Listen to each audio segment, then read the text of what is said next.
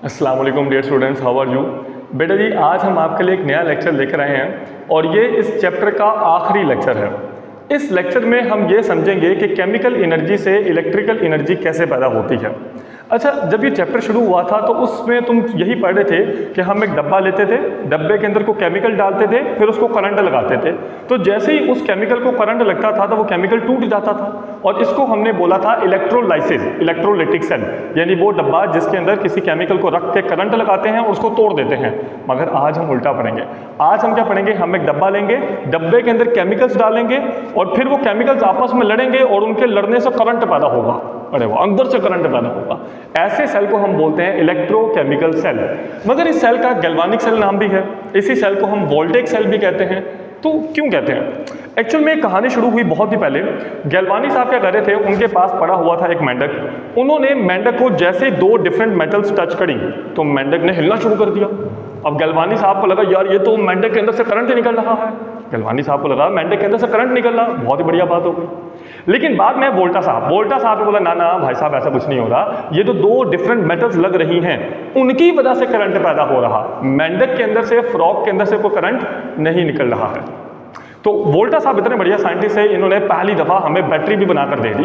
तो इसीलिए इनकी ऑनर में इस सेल का नाम गैल्वानिक सेल या वोल्टिक सेल रखा गया। हम समझो ये क्या कर रहे हैं, ये सारे साइंटिस्ट मिलकर आपस में लड़ रहे हैं और इनके लड़ने से हमारा सिलेबस ज़्यादा हो रहा है हर साल। तो गैल्वानिक सेल और वोल्टिक सेल या इलेक्ट्रोकेमिकल सेल एक ही चीज़ के नाम है। अच्छा, उसके बाद वोल्टेक सेल जो बना, यानी वोल्टा साहब ने जो सेल बनाया उसमें जो इंप्रूवमेंट्स लाई, यानी उसको ज़्यादा बढ़िया कर दिया डैनियल साहब ने, तो इसलिए डैनियल सेल भी आ गया। तो फिलहाल अब जरा हम लेयर बाय लेयर या स्टेप बाय स्टेप इनको समझते हैं कि दरअसल हुआ क्या।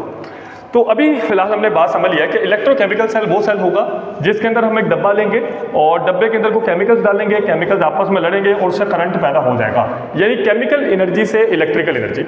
इसकी डेफिनेशन क्या है? A galvanic cell is a device. Galvanic cell वो डिवाइस है that produces electricity, जो कि करंट पैदा करती है from a chemical reaction, किसी केमिकल रिएक्शन से। तो आइए जरा एक बेसिक से एक्सपेरिमेंट करते हैं जो शुरू में किया गया था। अच्छा, सबसे पहले किया क्या गया, एक डब्बा लिया गया, डब्बे के अंदर कॉपर सल्फेट का सॉल्यूशन डाला गया। कई बच्चों को पता होगा, 9th क्लास में आपने पढ़ा था कि कॉपर सल्फेट का कलर नीला होता है, ब्लू होता है। तो डब्बा लिया गया, डब्बे में नीले रंग का कॉपर सल्फेट सॉल्यूशन डाल दिया गया और उसके अंदर जिंक की मेटल को डबो दिया गया। फिर 2-4 घंटे वेट किया गया। 2-4 घंटे बाद देखते हैं कि brown layer of copper appears on zinc plate. कि हुआ क्या, धीमे धीमे करके जो ब्राउन लेयर है, यानी यहाँ पर धीमे धीमे करके ब्राउन लेयर बनना शुरू हो गई, धीमे धीमे करके यहाँ पर ब्राउन लेयर बनना शुरू हो गई। अभी किसकी है वो भी हम बात करते हैं। The blue colour of copper sulphate become lighter. अच्छा, वो जो नीला सोल्यूशन तुमने दिया हुआ था वो धीमे धीमे करके उसका नीला कलर कम होने लग पड़ा और अगर ज़्यादा देर रखोगे तो नीला कलर एकदम गायब हो जाएगा। अगला स्टेप, टेम्परेचर इंक्रीज, धीमे धीमे करके डब्बा गर्म होने लग पड़ा। अच्छा, अभी सवाल ये कि ये सब ऑब्जर्वेशन है, मतलब हुआ क्या असल में डब्बे के अंदर क्या चल रहा है कि डब्बे का नीला कलर गायब हो रहा है, डब्बा गर्म हो रहा है और ये जो हमारे पास ये जो ब्राउन कलर का आ रहा है ये क्या चीज़ है, तो फिर आप देखते हैं। बेटे दरअसल हुआ क्या कि जैसे ही हमने जिंक को कॉपर सल्फेट में डबोया तो यहाँ से जिंक उतर कर मेरा बेटा डब्बे में नीचे गिरना शुरू हो गया। फिर से सुन लीजिए, जैसे जिंक को कॉपर सल्फेट में डबोया तो यहां से जिंक उतर कर नीचे गिरना शुरू हो गया और जिंक पर चार्ज आ रहा था +2। अब चूंकि जिंक पर +2 चार्ज आ रहा है, मतलब वो इलेक्ट्रॉन को लूज कर रहा है। भाई किसी एटम पर पॉजिटिव चार्ज कब आएगा, जब वो इलेक्ट्रॉन को बाहर निकाल देगा, और इलेक्ट्रॉन को बाहर निकाल देना ये कहलाता है ऑक्सीडेशन। तो इसका मतलब हुआ क्या है, हुआ ये है कि जिंक ने जो कि सॉलिड फॉर्म में था वो वहां से उतरा, यानी यहां से उतरा और सोल्यूशन में नीचे गिरा, और जैसे जिंक नीचे गिरा तो जिंक पर चार्ज आ गया +2। अब ये एक्वियस यानी सोल्यूशन का पार्ट बन गया। तो जिंक जब उतर के नीचे गिरा तो जिंक पर +2 चार्ज आया, यानी जिंक की हुई है ऑक्सीडेशन। क्लियर है? अगला स्टेप, अब बेटा नीचे हमारे पास कॉपर सल्फेट सॉल्यूशन है। तो कॉपर सल्फेट का मतलब यह है कि इसके अंदर कॉपर के आयंस होंगे, मतलब Cu2+ कॉपर के आयंस होंगे। अब जारी बात है बेटा, जब ये जिंक उतर के नीचे गिरेगा तो उस पर पॉजिटिव चार्ज आ रहा। पॉजिटिव चार्ज आने का मतलब यह है कि वो इलेक्ट्रॉन छोड़कर आ रहा, 2 इलेक्ट्रॉन। तो उन्हीं 2 इलेक्ट्रॉन्स को हासिल करने के लिए जो कॉपर है वो ऊपर भागेगा और जिंक के साथ जाकर चिपकेगा। बात समझाई है? तो अभी कॉपर क्या करेगा, कॉपर 2 इलेक्ट्रॉन जो जिंक ने छोड़े हुए थे उनको पकड़ लेगा और बन जाएगा Cu0, यानी कॉपर सॉल्यूशन से निकलेगा और सॉल्यूशन से निकलकर इसके साथ जाकर चिपक जाएगा, यानी बन जाएगा सॉलिड। यानी कॉपर चूंकि इलेक्ट्रॉन को एक्सेप्ट कर रहा है तो यहां पर रिडक्शन हो रही है। अब आप तरफ खुद सोचो, अब जब कॉपर सोल्यूशन से निकल कर ऊपर जा रहा है, कॉपर सोल्यूशन से निकल कर ऊपर जा रहा, जिंक ऊपर से नीचे गिर रहा, कॉपर नीचे से ऊपर जा रहा, तो अभी सोल्यूशन में कॉपर ज्यादा हो जाएगा या कम हो जाएगा? कम हो जाएगा, क्योंकि कॉपर धीमे धीमे करके ऊपर जाकर चिपक रहा। अब जैसे जैसे कॉपर कम होगा तो इसका नीला कलर भी कम होने लग पड़ेगा। भाई इसका नीला कलर क्यों आ रहा था? कॉपर की वजह से तो आ रहा था। तो अभी इसका मतलब अभी हमें बात समझ आ गई कि यहाँ से कॉपर ऊपर जाकर चिपकेगा तो इसीलिए जो नीला कलर है वो एकदम गायब हो जाएगा। अच्छा, चूंकि यहाँ पर कॉपर आ रहा है ऊपर, तो कॉपर की वजह से यहाँ पे कलर कौन सा आएगा? यहाँ पर कलर आएगा ब्राउन। अच्छा, तुम सबको ये बात पता है कि जो बेटा हमारे पास कॉपर की मेटल है, तुमने देखा होगा तांबा, वो ब्राउन कलर का होता है। तो चलिए अभी हमें बात समझ आ गई कि इस सारे एक्सपेरिमेंट में हुआ क्या। देखिए यहाँ पर अगर आप गौर से देखो तो यहाँ पर टेम्परेचर धीमे धीमे करके ज़्यादा हुआ। टेम्परेचर ज़्यादा होने का मतलब यह है कि यहाँ पर जो केमिकल रिएक्शन चला है उससे हीट एनर्जी बढ़ी। अब चूंकि ये तो एक ही डब्बे में चला ना, तो ऑक्सीडेशन और रिडक्शन एक ही जगह पर हो गई और इस डब्बे के अंदर पैदा हुई है हीट।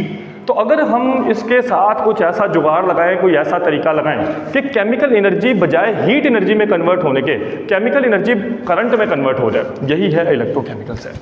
तो इलेक्ट्रोकेमिकल सेल में क्या किया जाता है? केमिकल्स को आपस में लड़वाया जाता है और उससे करंट पैदा होता है। अब वो कैसे, आइए जरा देखते हैं। अच्छा, सबसे पहले आप देख सकते हो कि बेटा मैंने एक डब्बा लिया और डब्बे के ऊपर मैंने लगा दिया जिंक और अंदर डाल दिया जिंक सल्फेट। याद रखेगा, ऊपर जो भी तुम इलेक्ट्रोड लोगे नीचे उसके आयंस होने चाहिए। जैसे अगर ऊपर जिंक है तो नीचे जिंक सल्फेट, अगर ऊपर कॉपर है तो नीचे कॉपर सल्फेट। जिंक है तो जिंक सल्फेट, कॉपर है तो कॉपर सल्फेट। अगला स्टेप बेटा जी, हमने क्या किया, इन दोनों डब्बों को या इन दोनों इलेक्ट्रोड्स को जोड़ दिया गैल्वानोमीटर के साथ। अब गैल्वानोमीटर या एमीटर क्या होता है? ये एक ऐसी डिवाइस है जो करंट को डिटेक्ट करता है, करंट के बारे में पता लगाता है। तो अभी होगा क्या बेटा, जैसे ये रिएक्शन स्टार्ट होगा तो जिंक यहाँ से उतर कर नीचे गिरना शुरू हो जाएगा। अभी तो आपको देखा था पीछे वाले, है ना? तो जिंक यहाँ से उतर के नीचे गिरेगा और जिंक पर चार्ज आ जाएगा +2। यानी हुआ क्या, जिंक यहां से उतर कर नीचे गिरा, यानी सॉलिड से चला गया सॉल्यूशन में, और जिंक पर चार्ज आ गया +2, यानी उसने अपने 2 इलेक्ट्रॉन बाहर निकाल दिए। अब जब उसने 2 इलेक्ट्रॉन बाहर निकाल दिए यानी उसकी ऑक्सीडेशन हो गई। क्लियर है? अगला स्टेप, अब यहां पर ये 2 इलेक्ट्रॉन आ चुके हैं। तो अभी हुआ क्या, फिर से जिंक एक उतर के नीचे गिरेगा। अब जैसे जिंक उतर के नीचे गिरेगा तो 2 इलेक्ट्रॉन यहां पर रह जाएंगे। फिर से एक जिंक नीचे गिरेगा, अब जैसे जिंक यहां पर नीचे गिरेगा तो 2 इलेक्ट्रॉन यहां पर रह जाएंगे। क्लियर? अब क्या होगा, अब ये जो 2 इलेक्ट्रॉन है ये भाग कर यहां से निकलेंगे और ये 2 इलेक्ट्रॉन यहां से भाग कर यहां से निकलेंगे और कॉपर वाले इलेक्ट्रोड की तरफ भागेंगे। क्लियर है? अब यहां पर तुम्हें पता है कि बगल वाले डब्बे में हमारे पास कॉपर सल्फेट पड़ा हुआ। कॉपर सल्फेट का मतलब कॉपर के आयंस है।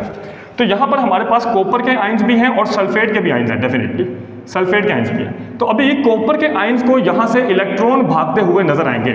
तो अब कॉपर पर पॉजिटिव चार्ज है और इलेक्ट्रॉन पर नेगेटिव चार्ज है, तो क्या ये दोनों एक दूसरे के पास जाएंगे या नहीं जाएंगे? हाँ बिल्कुल जाएंगे। तो अभी होगा क्या कि यहां से कॉपर निकलेगा और इन इलेक्ट्रॉन्स को हासिल करेगा और इसके साथ चिपक जाएगा। दिक्कत समझे हो क्या रहा है? हो ये रहा है कि जिंक यहां से उतर कर सॉल्यूशन में गिर रहा है और यहां से कॉपर नीचे से निकल कर ऊपर चिपक रहा है। यानी यहां पर क्या हो रहा है कि कॉपर जा रहा है, ऊपर जाकर इलेक्ट्रॉन को एक्सेप्ट कर रहा है और कॉपर कन्वर्ट हो रहा है सॉलिड में, यानी कि इसकी हो रही है रिडक्शन। बढ़िया समझ आएगी? जिंक उतर के नीचे गिरा, इलेक्ट्रॉन छोड़े, वो इलेक्ट्रॉन भाग कर बगल वाले डब्बे में गए और कॉपर नीचे से जाकर वहां पर चिपक गया, उन इलेक्ट्रॉन को हासिल करेगा और हो जाएगी रिडक्शन। क्लियर है? अब ये बात तो तुम्हें पता ना कि इलेक्ट्रॉन यहाँ पर फ्लो हुए हैं, तो जिस तरफ इलेक्ट्रॉन फ्लो होते हैं करंट हमेशा उससे ऑपोजिट डायरेक्शन में रहता है। ये तो तुम्हें फिजिक्स वाले टीचर ने बताया ही होगा। अच्छा, अब ये हमारे पास एक पूरा सेल है, ये पूरा सेल है, लेकिन अगर मैं खाली इस डब्बे की बात करूं तो इसका नाम क्या होगा? Half cell. और ये भी क्या होगा? Half cell. अच्छा, ये कहाँ पर मौजूद है? ये मौजूद है लेफ्ट साइड पे, तो इसीलिए हम इसको बोलेंगे लेफ्ट हाफ सेल।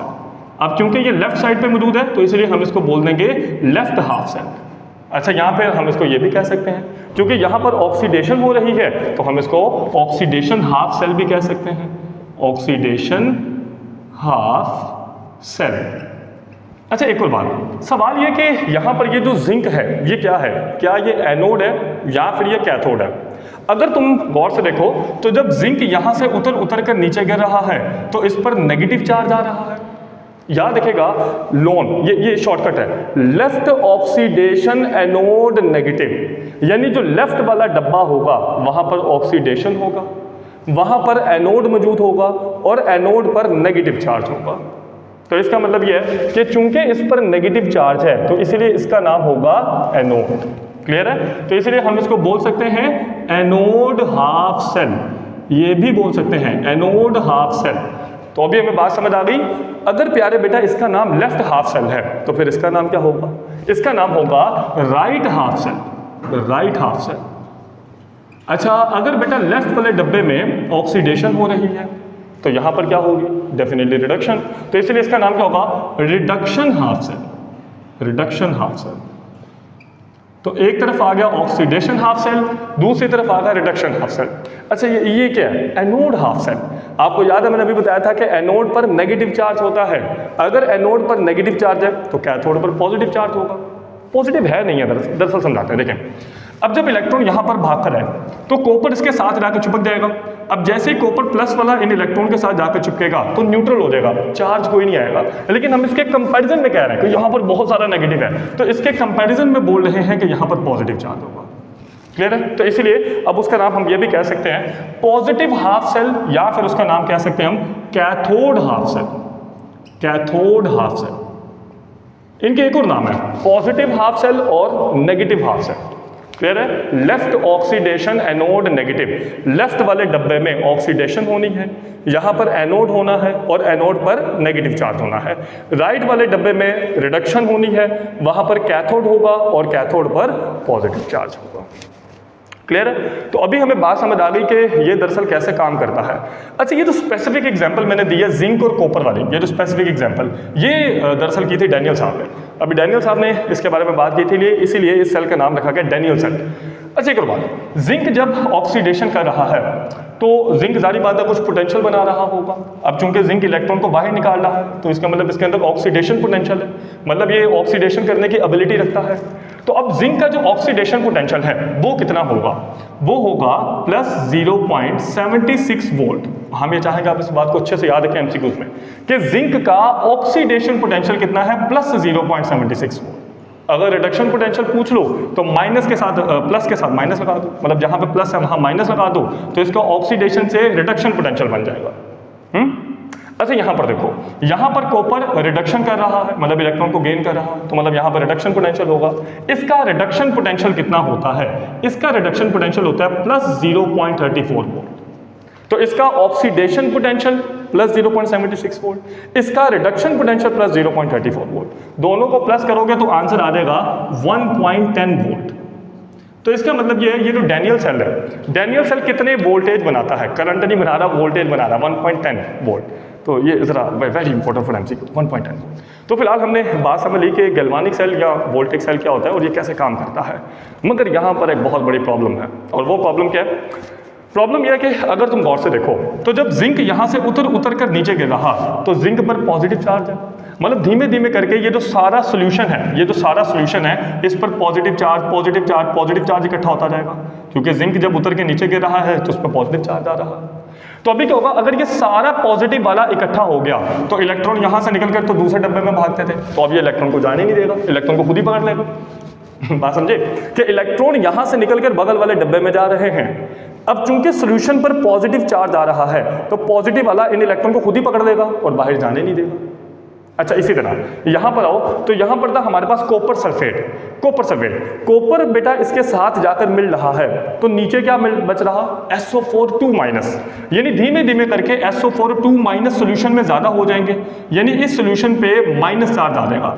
अब जैसे बेटा जी सोल्यूशन पर माइनस चार्ज आ गया, अब आपको सोचो इलेक्ट्रॉन भागकर इस तरफ आ रहे थे मगर सोल्यूशन पर माइनस चार्ज आ चुका है, और माइनस तो तुम्हें पता दुश्मन है, तो माइनस वाला दूर भगा देगा, इलेक्ट्रॉन को दूर भाग जाएगा। यानी इसका मतलब यह है कि डैनियल सेल थोड़ी देर बाद काम करना बंद कर जाएगा, रुक जाएगा। क्यों? क्योंकि यहाँ से इलेक्ट्रॉन बाहर इधर नहीं आ पाएंगे। क्यों नहीं आ पाएंगे? क्योंकि सोल्यूशन पर पॉजिटिव चार्ज आ गया, पॉजिटिव वालों ने इलेक्ट्रॉन को खींच लिया। अच्छा, अगर ये इलेक्ट्रॉन यहाँ पर पहुंचने में कामयाब भी हो गए तो सोल्यूशन पर नेगेटिव चार्ज आ चुका है और नेगेटिव वाले ने दूर भगा देगा, फिर से भगाएगा। तो इसका मतलब यह है कि धीमे धीमे करके डैनियल सेल रुक जाएगा। और इसका हल क्या है? इसका सोल्यूशन है सॉल्ट ब्रिज। वो ना फर्स्ट ईयर केमिस्ट्री में उसमें जाकर पढ़ोगे कि सॉल्ट ब्रिज क्या है। अभी हमने फिलहाल 10th क्लास के अंदर बता दिया है कि गैल्वानिक सेल क्या है, वोल्टेज सेल क्या है, ये इलेक्ट्रोकेमिकल सेल क्या है।